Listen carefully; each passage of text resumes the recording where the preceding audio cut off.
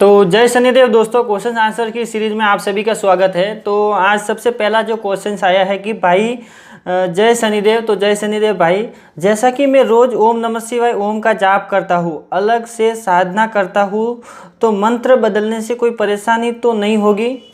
तो भाई अगर आप ऐसा कर रहे हैं, जैसे कि आप ओम नमः शिवाय ओम का जाप कर रहे हैं और आप चाहते हैं कि मुझे जैसे कि मान लीजिए आप बजरंगबली महाराज की साधना करना चाहते हैं, उनकी सिद्धि पाना चाहते हैं, तो आप सोचते हैं कि क्या मैं बजरंगबली महाराज का जो मंत्र लेके उनकी साधना करूं तो क्या कोई प्रॉब्लम हो सकती है?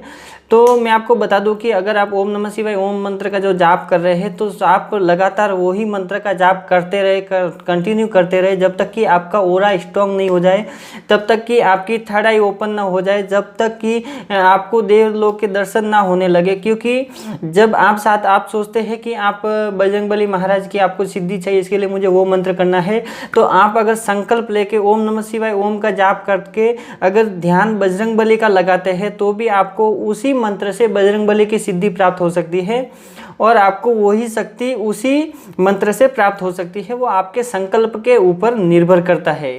तो सबसे पहले जो एक ही जाप कर रहे हैं वो एक ही जाप को कंटिन्यू करते रहे, उसे बदले नहीं, बार बार बदलना नहीं है। एक जाप को पूरी तरह से पका ले। एक जाप को अगर आपने पूरी तरह से पका लिया, आपने पूरी सिद्धि उसी जाप से बना ली, तो फिर आप किसी भी प्रकार से किसी भी देवी देवताओं की साधना कर सकते हैं, जिससे आपको बहुत सारी आसानी रहेगी और जल्दी से हो पाएगा। दूसरा भाई का कमेंट आया कि भैया बिना आसन का मानसिक जाप कर सकते हैं क्या? तो बिना आसन का मानसिक जाप नहीं करना है, क्योंकि बिना आसन लगाए जब आप मानसिक जाप करेंगे तो आपका जाप देखो बहुत जगह पे लिखा भी है और लोग भी कहते हैं कि जब आप आसन नहीं लगाते हैं या सिर पे कपड़ा नहीं रखते हैं, टोपी नहीं पहनते हैं, तो क्या होता है कि जो आप जाप करते हैं आपका जाप कोई भी चुरा सकता है। यानी कि इंद्र भगवान ज़्यादा करके बताते हैं कि इंद्र भगवान आपका जो जाप करते हैं वो चुरा लेते हैं, यानी कि वो ले लेते हैं, तो आपको नहीं लगता है।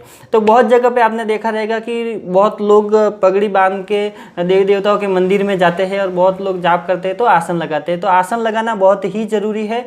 जब आप शुरुआत में आसन लगाते हैं तो बहुत ही ज़रूरी है, लेकिन एक बार अगर आसन सिद्ध हो जाता है तो उसके बाद अगर आप आसन नहीं लगाते हैं तो कोई प्रॉब्लम नहीं है, लेकिन शुरुआत में आपको आसन लगाना ही है और लगाना ही है, जिससे ज़्यादा आपको बेनिफिट होगा। तीसरा एक भाई का कमेंट है कि अगर सिद्धियां बंधन में है और अगर उनकी पूजा करते हैं तो क्या बंधन खुल सकते हैं या और भी बंधन पड़ेगा? तो भाई अगर आपको किसी भी प्रकार की आपके पास कोई सिद्धि थी और किसी ने उस सिद्धि का बंधन कर दिया है, फिर आपके ऊपर बंधन कर दिया है, जिससे आपके ऊपर वो सिद्धि खेल के नहीं आती है या फिर वो जो सिद्धि है वो काम नहीं करती है, तो उसके लिए क्या है, आपको उनके बंधन खोलने के लिए आपको किसी भगत के पास जाना पड़ेगा। आप खुद उनकी पूजा पाठ करेंगे तो जो पूजा पाठ करेंगे वो उनको नहीं लग के दूसरे ही नेगेटिविटी को लग जाएंगे, तो उसमें आपको बहुत बड़ा नुकसान हो जाएगा। तो आपको क्या करना है, सबसे पहले किसी भी एक अच्छे जो भी जैसे कि आपके ध्यान में कोई भी एकदम व्यवस्थित अच्छे जो भगत रहते हैं उनके पास जाना है, किसी तांत्रिक के पास नहीं जाना है। अगर आप तांत्रिक के चक्कर में पड़ गए तो वहाँ पे आपकी सिद्धियों को वो पूरी तरह से अपने ऊपर ले लेंगे, यानी कि वो खुद ले लेंगे, आपको नहीं देंगे। तो आपको किसी अच्छे भगत के पास जाना है, उन सिद्धियों को छुड़वाना है। छुड़वाने के बाद उनके लिए आपको रेगुलर जाप करना है। आप रेगुलर जब जाप करते हैं, जाप करना बंद नहीं करना है आपको। जब रेगुलर जाप करते हैं तो जाप करते करते आपकी सिद्धियां मजबूत हो जाती है, जिससे आपकी कोई भी सिद्धि को बांध नहीं सकता है, किसी भी प्रकार से कोई प्रॉब्लम नहीं कर सकता है। देखो सिद्धियां कैसे काम करती है मैं आपको बताता हूँ। जैसे कि आप किसी भी प्रकार, जैसे कि बजरंगबली की सिद्धि है और आप जाप नहीं कर रहे, सिर्फ आपके पास सिद्धि है, उनको भोग भी नहीं चढ़ा रहे, कभी चढ़ाते कभी नहीं चढ़ाते, तो आपकी जो सिद्धि रहती है वो कमज़ोर रहती है। बहुत जगह पे रहता है दूसरे किसी व्यक्ति के पास, वो बहुत ज़्यादा जाप करते हैं, उनके लिए पूजा पाठ भी करते हैं, उनको भोग भी देते हैं, तो उनकी जो सिद्धि रहती है वो बड़ी रहती है। यानी कि आपके पास 1 रुपया है तो दूसरे के पास 2 रुपया है, अगर कोई 3 रुपये वाला आदमी आ जाएगा तो आप दोनों को खरीद सकता है। उसी प्रकार से ये कार्य करता है। एक और भाई का कमेंट है कि भैया जी किसी भी मंत्र के आगे पीछे ओम लगाने से नेगेटिविटी जाप को खा सकती है क्या? आगे पीछे ओम नहीं लगाने से जो नेगेटिविटी है आपके जाप को खा सकती है क्या? मानसिक जाप मतलब उनके कहने का मतलब है कि अगर वो ओम आगे और ओम पीछे नहीं लगाए तो क्या उनके जाप को कोई नेगेटिविटी खा लेती है? तो भाई ऐसा नहीं होता है। अगर आप ओम नमः शिवाय ओम का जाप करते हैं तो आगे पीछे ओम लगाने से क्या होता है कि जो मंत्र जो है वो पूरा का पूरा शुद्ध मंत्र होता है, वो आगे से और पीछे से लॉक हो जाता है।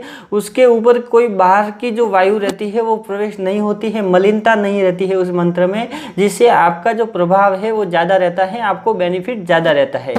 तो ओम आगे पीछे ओम लगाने से आपको प्रॉफिट ज़्यादा रहता है, लेकिन कोई भी प्रेत आपके जाप को खा सकता है। अगर आप ओम लगाते नहीं लगाते कोई भी खा सकता है, लेकिन जब आप मानसिक जाप करते हैं तो मानसिक जाप कोई भी नहीं खा सकता, वो आपको ही लगता है, शायद आपके अंदर प्रेत हो।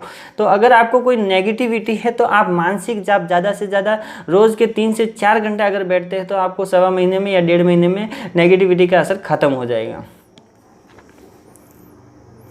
एक और भाई का कमेंट है कि जब कोई भी इंसान को नेगेटिविटी है तो उन नेगेटिविटी से मुक्त होने में कितना जाप लगता है?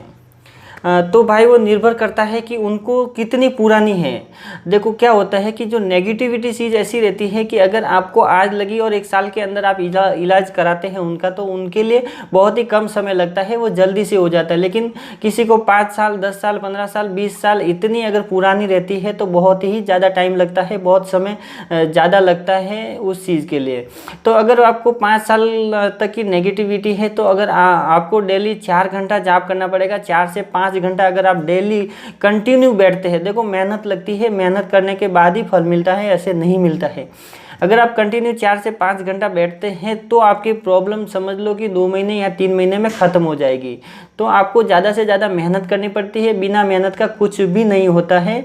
तो बहुत ज़्यादा जाप करने में मेहनत, इससे अच्छा आप किसी भी भगत के पास जाए, अपना इलाज कराए और इलाज कराने के बाद आप जाप करना स्टार्ट करें। रोज़ डेली 1 से 1.5 घंटा बैठे और जिससे आपकी प्रॉब्लम जो है, बहुत सारी प्रॉब्लम सॉल्व वहाँ पे हो जाएगी और जो भी बची कुची रहती है वो आप घर पे खुद कर सकते हैं। तो आप ऐसा कर सकते हैं।